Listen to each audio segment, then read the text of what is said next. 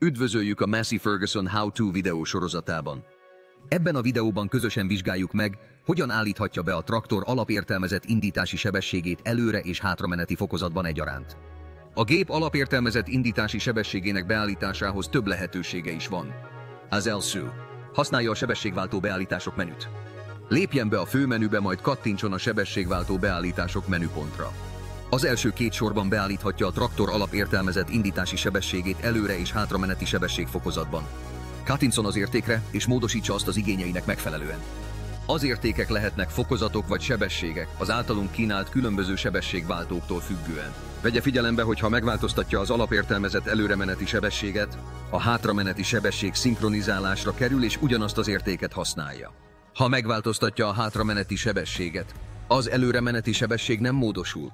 Ezután használhatja a karfán lévő külön erre a célra szolgáló gombot. Ez a gomb lehetővé teszi, hogy egyszeri megnyomásával kiválassza az előre és hátrameneti sebesség alapértelmezett beállításait. A beállítás megjelenik a műszerfalon.